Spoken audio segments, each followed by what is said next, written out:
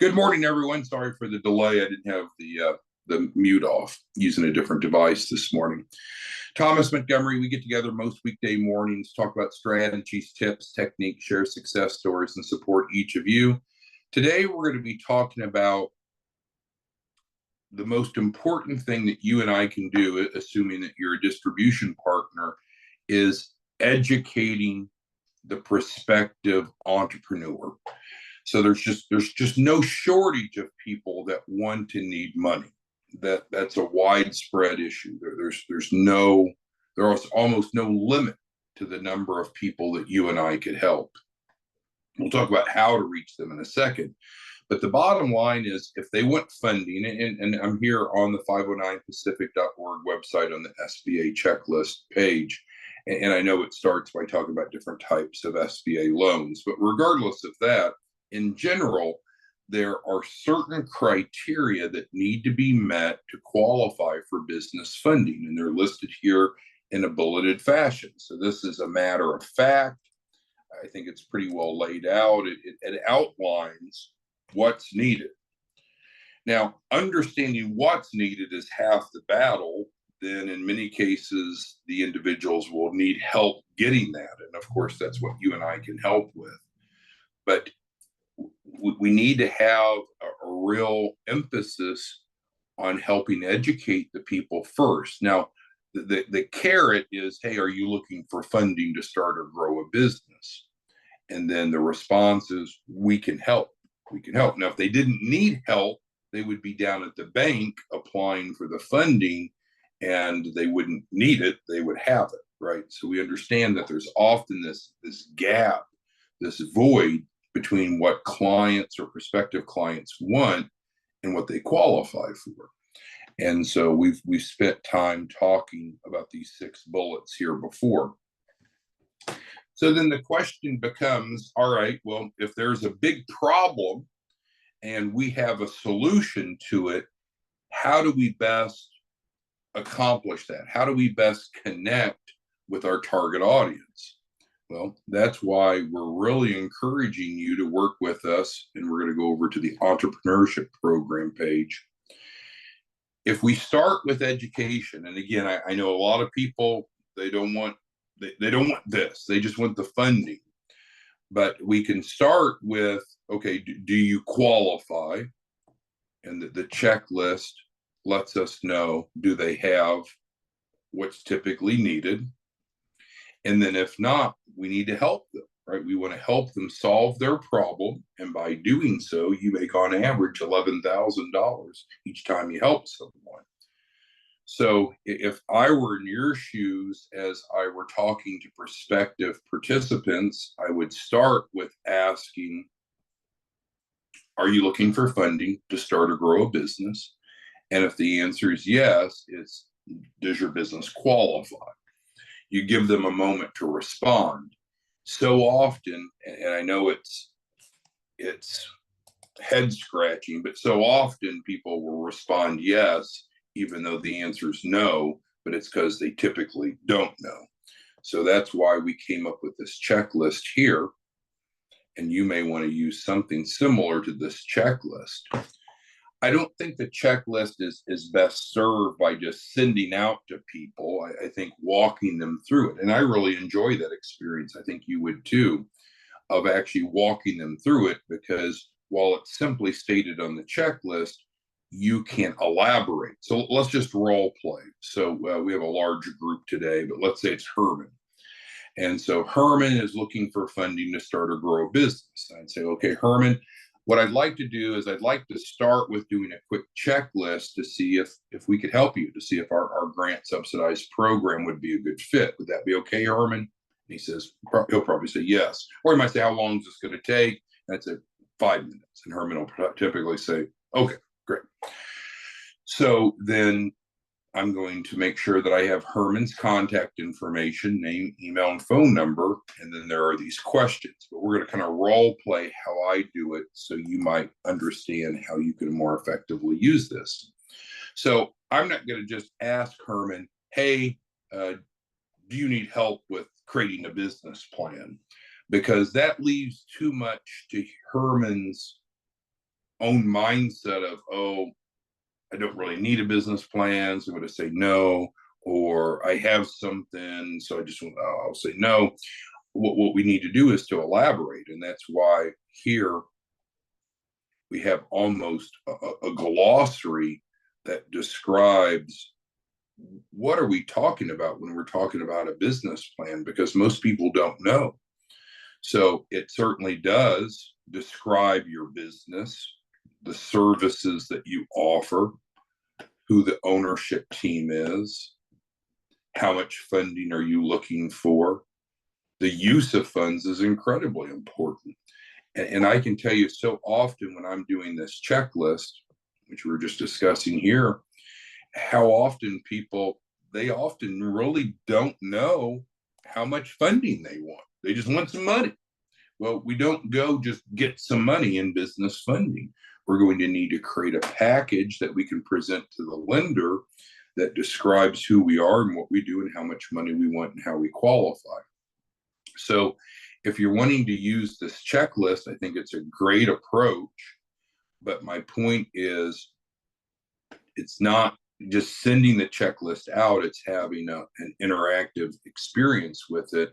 So you're able to elaborate, not just, hey, do you need a business plan?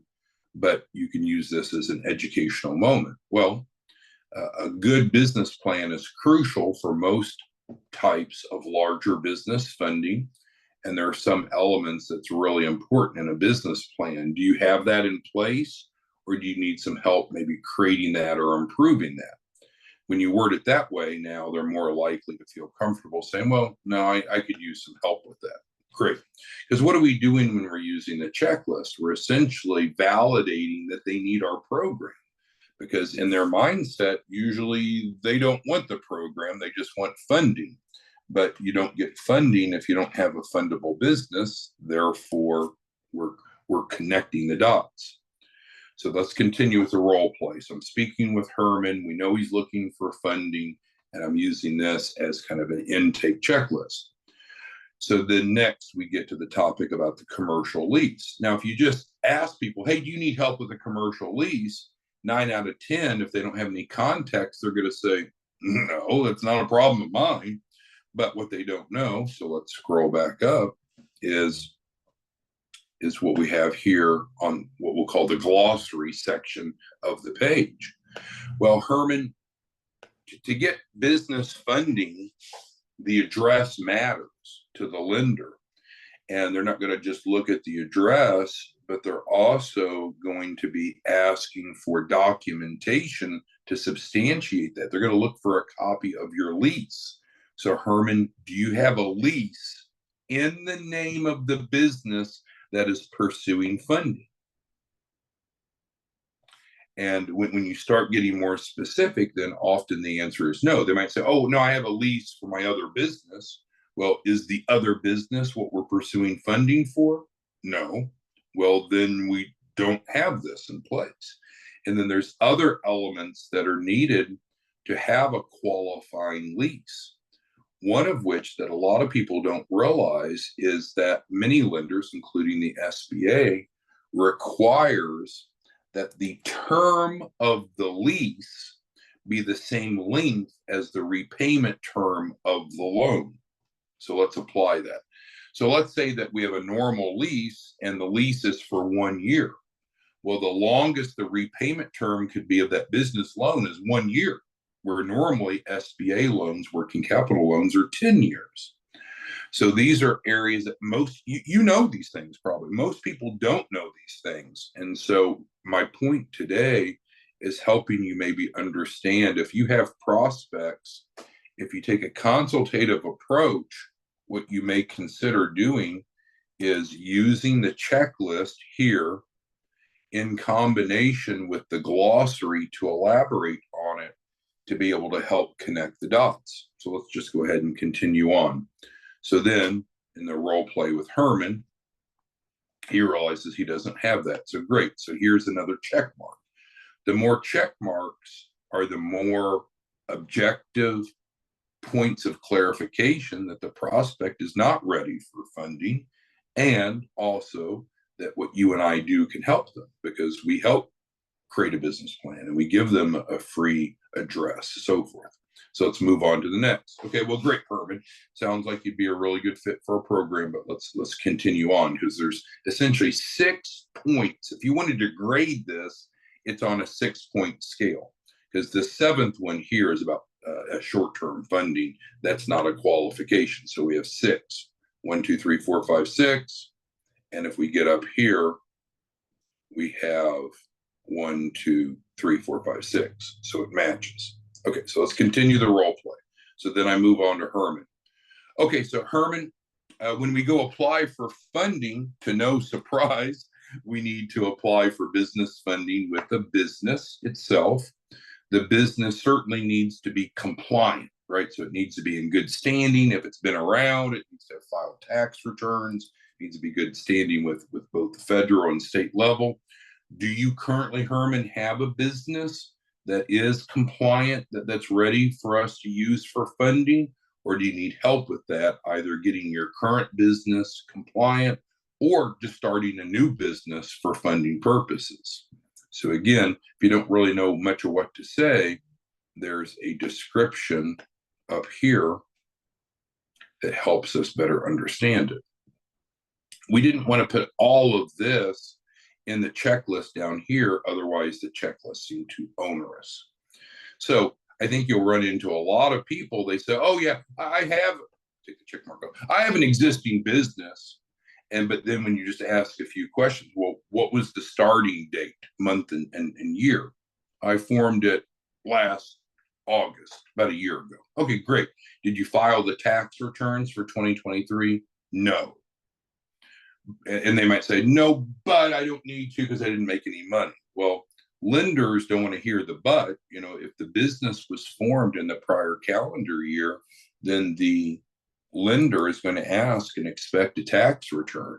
So in many cases, what we're finding is it's easier for us, which we do for free, to form a new business for the purpose of the capital raise than it is dealing with a business that's not compliant. So again, we're not trying to create check marks where there's not. You want to assess the client objectively, but in many cases, if you don't want to just stop with a brief description here. We want to use this glossary as a reference piece to dig deeper so they understand it. Okay, makes sense? All right, so let's continue with the role play. All right, Herman, we're halfway done. So far, of the 3 credibility factors to get funding, it looks like, frankly, you could use some help with all 3, which is great. That's what we do. But let's move on. Number 4. Herman, do you have the documentation in place for collateral for the loan approval? So we go back up here. Well, what does that mean? Detailed list of collateral. For the SBA to consider a loan fully secured, the applying business must own enough qualifying assets. If the business doesn't have that, then that's not a concern. We can provide collateral for them. And we do provide some collateral for free to everyone. And then if they need more, we can provide more. So going back down to the checklist. So again, if you just read the question off to Herman or to the prospect, they probably don't know what that means. So you have to elaborate on it a little bit, but you have the glossary to know what to say and what to ask. And then from that, most often, it's rare that a client has amount of collateral. So again, let's dig a little deeper in. So why would a lender want collateral? Well, because if the borrower doesn't repay it, they want some way to mitigate the risk, to offset the risk. So the collateral would be shown typically on the business balance sheet. This is what my business owns that I can pledge. So if the loan isn't repaid, that the lender can take those assets to recoup their losses. So it's very rare that a client has enough collateral. So again, that's often going to be another check. So this isn't about, oh man, you're in bad shape, this sucks, you don't qualify. Instead, it's the inverse of that. It's the opposite of that. The more check marks, the more they need our program.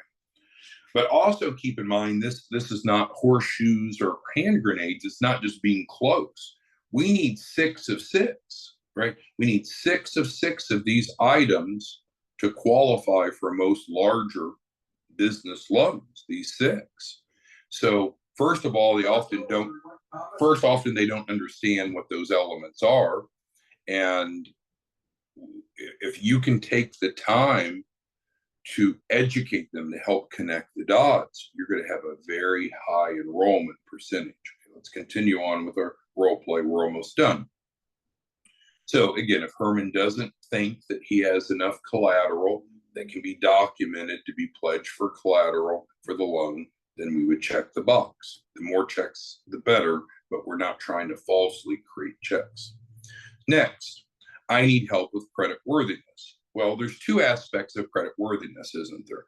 There's personal, and then there's business credit worthiness.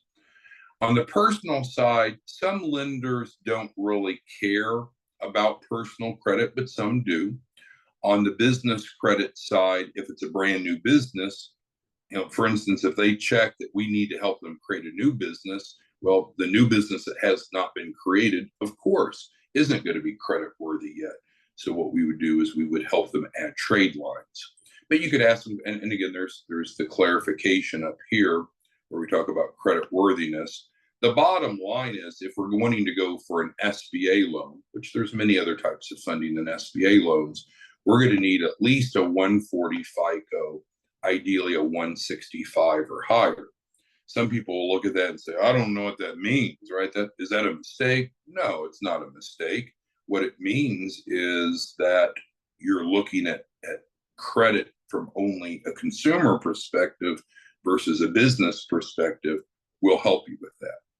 So again, for none of these do you need to get so deep that all of a sudden you've solved their problems, but instead we want to do an assessment so they understand, oh, wow, okay, now I understand what it takes to become fundable, and I see how the program can help. Okay, so just finishing up the role play, there's 2 more here. So I need help creating strong business financial reports. Well, what does that mean? Well, let's go back up here, and it's under financial statements.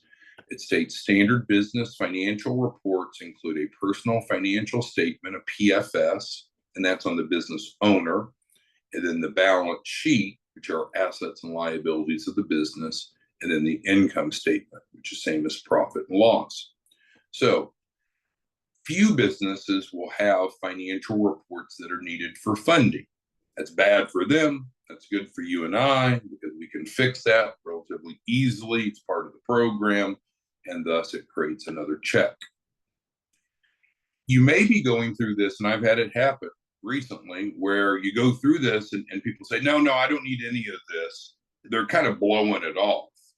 But that's a sign of financial illiteracy. They're wanting to skip what it takes to qualify for what they want, thinking that if they just aren't transparent, that somehow the lender's not going to care about any of this. Well, the lender is going to care about this. So then the last check is not really one of the 6 criteria, but it's just to help us understand. And also, lastly, are you looking for some funds now? Because normally it takes us about 28 days to build a fundable business, right? We want to be clear on that. It takes about a month. Are you wanting some immediate funds in the meantime? And then most often they're going to say yes. And we click there. What we put in the box here is how much funding they're wanting. It's great to know what kind of capital raise we're looking for. They might say, well, I need 50,000. And then we would ask, okay, of that 50,000, where is it primarily going to go to? Is it going to real estate or inventory or equipment? So we just want to get a rough understanding of how they want the money. Now, they may not say 50,000. They might say 500,000. And it's okay. I mean, it's their answer, right? It's their answer. It's not your answer. Now, in many cases, they'll just ask you, well, I'll take as much as I can get. And then now that's a point of education where you got to stop and say, well, that's not the way that it works, right? We need to build the documentation to support the amount of capital raise that you want. So if what you really want is 500,000, that's fine, but we need to know that. And so we can build everything to match that. And that's how we legally and ethically create fundable businesses, is by doing an assessment to understand where they're at, and then making sure that they understand what all that means. And then I think what you'll find is that most people will be ready to move forward.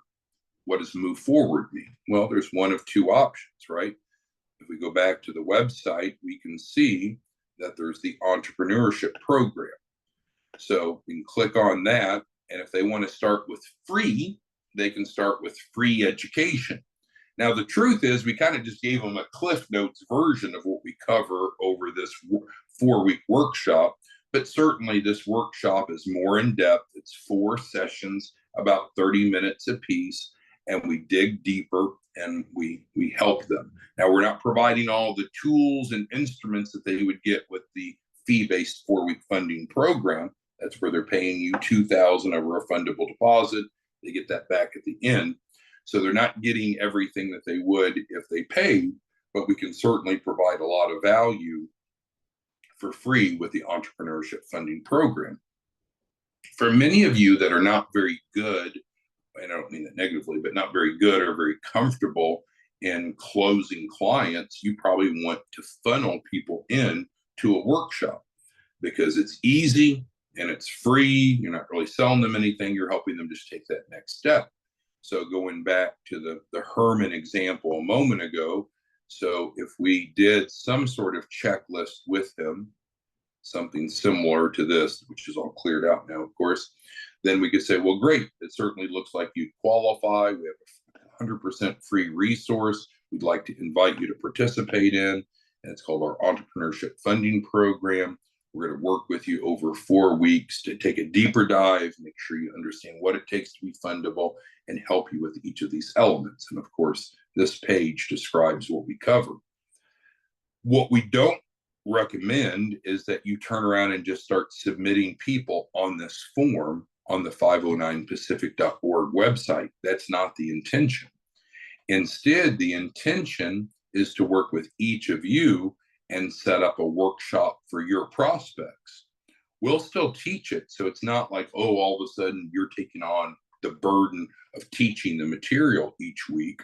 No, but instead what you would do is we would set up a workshop, a separate registration link that's specifically for your prospects. In other words, you're getting credit for all of them that come through. And then you would funnel people to your free 4-week funding program. We'll teach it. And then our experience, as I've stated before, is typically the vast majority of people that go through this will turn around and enroll in the 4-week funding program, which is providing the other tools and resources and generates money for you. So hopefully that makes sense. So let's kind of wrap it up. So what did we cover today? First of all, we covered that most people don't know what it takes to be fundable. So you have a level of knowledge that is much greater than the average entrepreneur. So you can't dismiss that. I think you have to own that. You have a greater responsibility because you have greater knowledge. What you could do is use this checklist or a checklist similar to help the person understand what it takes to be fundable. You can use the glossary just above to take a deeper dive. So what you don't want to do is just simply have them just read the questions and answer themselves, because they probably won't understand it. And then once they've completed this can validate that they do need your help. They do need our help. You could either at that point enroll them in the fee-based 4-week funding program, or as we talked about, if you wanted an easier kind of baby step, bring them into the free educational curriculum. Anyone have questions on what we've covered today? We've introduced or reintroduced the checklist, some best practices of how to use it for your prospects, and then what happens afterwards. Either bring them into the free funding program, which we should be setting up a registration link that's specifically for you and your prospects. We'll teach it for free. It's exclusively just for your people, or they could come into the fee-based 4-week funding program where they're spending money, but they're getting resources, and the money that they spend is a refundable deposit. All right, well, it doesn't look like we have any questions this morning. So if you have any questions that come up, obviously on 509pacific.org, you have our phone number, you have our email. Let us know what we can do to assist you. But you can help a lot of people, and you can make a crazy amount of money, because you're looking at $11,000 for each person that you help. And maybe that's not a big deal to you, but the typical referral partner is helping one a week for a month. And that's where we get over to the whole white label partner page here. If you're not set up to help people and get paid, this tells you about it. And then here's how you would enroll. But if you need help, you have questions, you want to talk one-on-one, you know how to reach us. We're providing a legal, a credible, a needed service. We're building financial literacy. We're increasing access to capital. And you can certainly use this to help others and help yourself. Thanks, everyone. We'll see you back tomorrow morning. Bye-bye.